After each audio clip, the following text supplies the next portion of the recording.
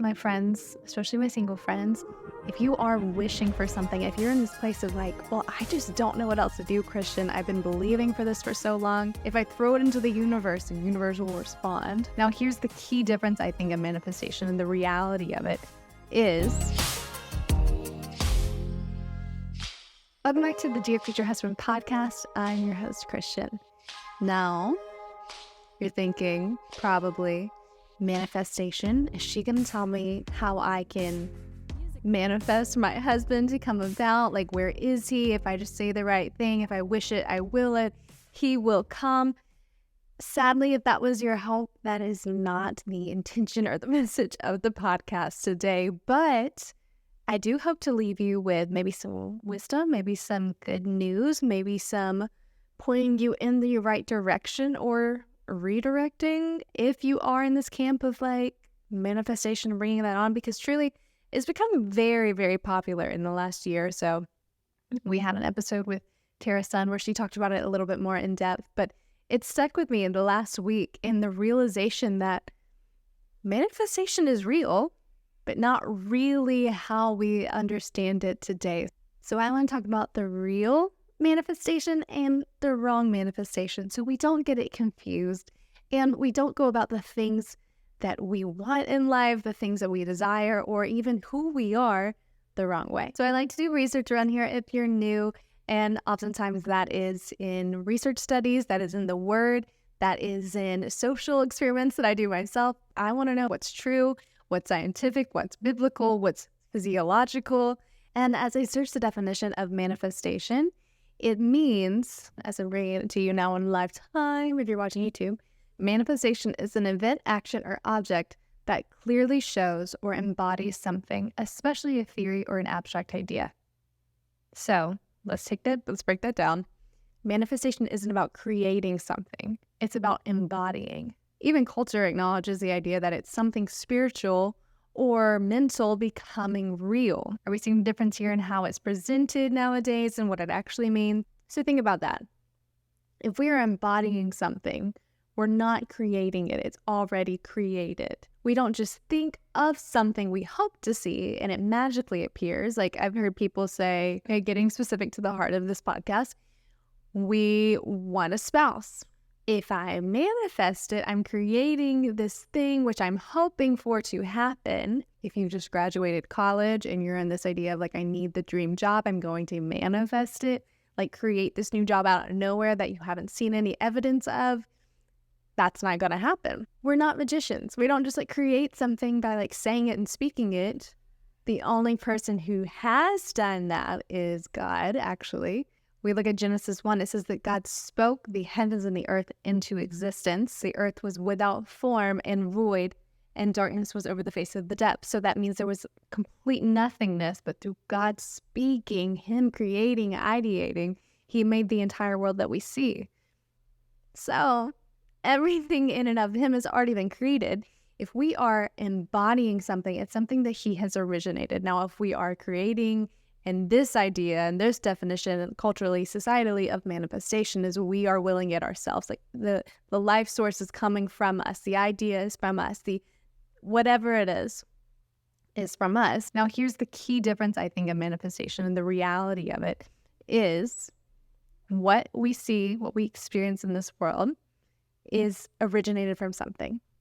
Now, who is that from? Are we creating and wishing for these things and willing them ourselves, or are we embodying the life of the one who created us? The truth is we are spiritual beings that embody and reveal the innate talents and facets that God has given us. I know these are kind of similarly close. I hope you get the difference. And if you are a believer and you're like, why are we talking about this?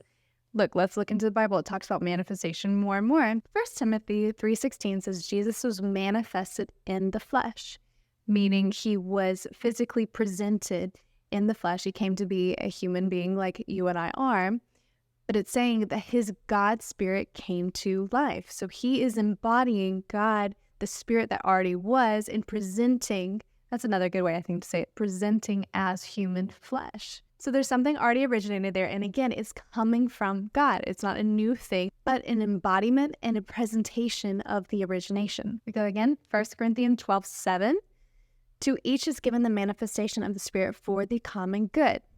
What does that mean? We're giving the gift of manifestation? No, he is given the manifestation of the Spirit for the common good.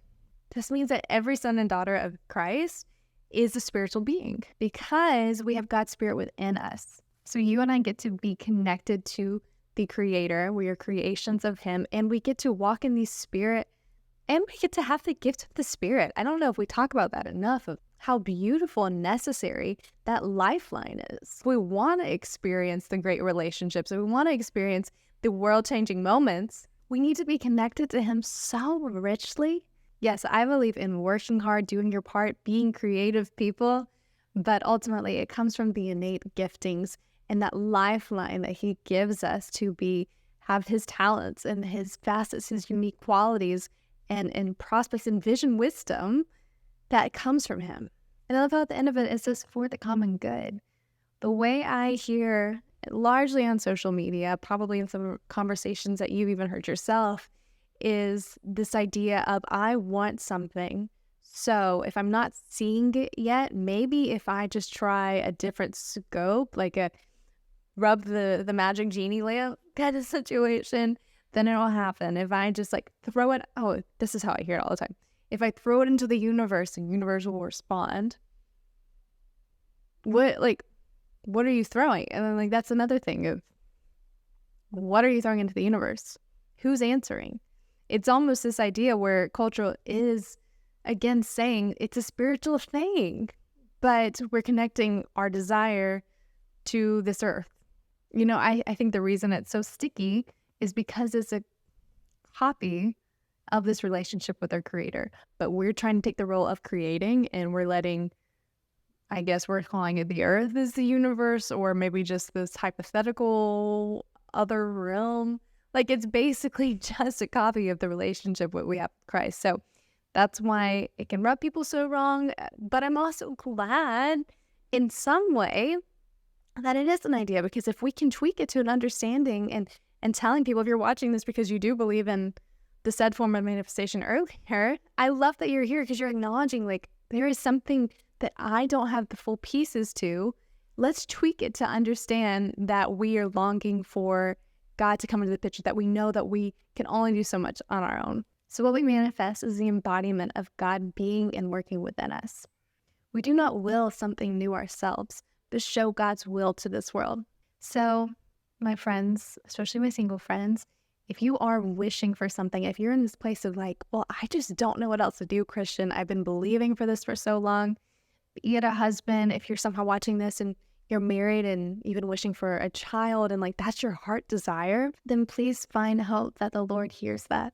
There's a verse that I think we always quote and associate with this idea, but taking any verse, just one verse at itself, we only get a scope of it. And so I love to go before and after that verse that I'm thinking of is delight your heart in the Lord, and delight yourself in the Lord, and He'll give you the desires of your heart. But if we look at the before and after, this is Psalm 37, 3-5, not just the 4, the 3-5. It starts by saying, trust in the Lord and do good, dwell in the land and enjoy safe pasture. Already it's saying our trust and our actions need to be bridged together. We can't just go and hope for something and do it and get on our own, but it has to be associated with this form of trust. It continues saying, take delight in the Lord and He will give you the desires of your heart. I don't believe that means He will just give them and hand them over to you. I believe that also means the desires that are in our heart are going to be given from God. So as we draw near to Him and we say, Lord, my heart is open for you to give and even change or redirect the desires that are on my heart, He shows up and does that. Oh wait, we're going to go past 5 because this is really good as I'm reading it all. Commit your way to the Lord, trust in Him, and He will do this. He will make your righteous rewards shine like the dawn, your vindication like the noonday sun. Be still before the Lord and wait patiently for Him. Do not fret when people succeed in their ways, when they carry out their own wicked schemes. My biggest hope, if you're watching this, is this understanding of trusting and delighting in the Lord. I know I'm not in the single season anymore, but I remember what it felt like when you're waiting to meet the guy, when all your friends are getting married, when you're looking and comparing the seasons. But do not grow weary in waiting on God's best, His specific best, I might add. in your life. I know it's tempting, so tempting to go out and think, I just want to make this happen. Like control is such a heightened necessity in our world. I even saw something the other day of the late Anthony Bourdain where he was talking about the European culture and how they will wait on the ripeness of their food. And that's why they have this enhanced sense of flavor and this respect for their cuisine, because they understand the season of timing and the relationship of like ripeness. How you don't just get fruits and vegetables year round, but they actually have seasons where they are heightened to grow best and the ground is fertile for the nutrients that they need.